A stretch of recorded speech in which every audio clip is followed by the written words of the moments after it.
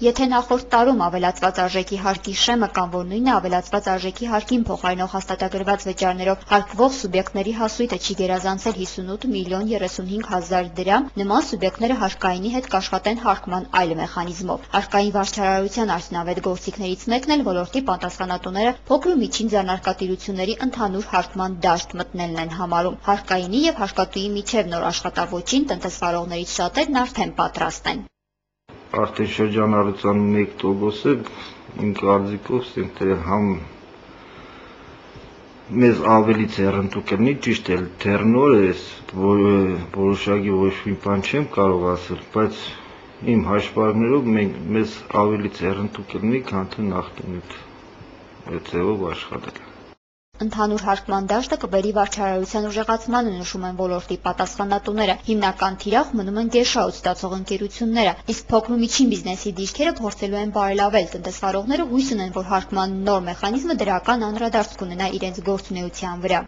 Եթե աշխատանքը շատ եղավ, եկամտի տոկոսը բարձր եղավ, մենք ըստ այնն կմուծենք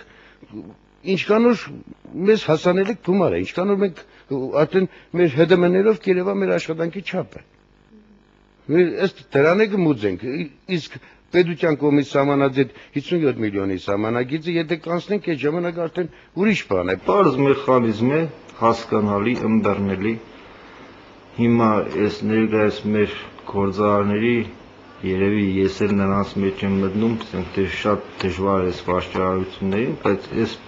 մեխանիզմը շատ պարզ է։ Մեղմացնող եւ արտոնյալ միջոցներ հարկայինը խոստանում է, սակայն տնտեսվարողները արտոնությունների հետ այդքան էլ հույս չեն կապում, կփորձեն աշխատել իրենց պարտականությունների սահմաններում։ Ինչ վերաբերում է նոր մեթոդի կիրառելությանն, ապա այն եւս հստակեցված է, նշում են տնտեսվարողները։ Ցանկացած խանութ, ցանկացած օբյեկտ, եթե ունեն հաշվապան այդ գործից գլուխ կհանեն, բայց որ առանձնապես դա շատ բարդություններ չկա, բայց կարող է պատահի լինեն այնպիսի ձեռնարկություններ, որոնց մոտ բարդություններ առաջանան։ Եթե ինչ որ արտոնություններ կլինի, ուրախությամբ կընդունենք։ Հարկային վարչարարության կատարելագործման նպատակով կառավարության որդեգրած քաղաքականությունը նույն տեմպերով կշարունակվի 2009 թվականում եւս։ Լիզա Գասպարյան, Էդգար Պողոսյան, Գալանյուս։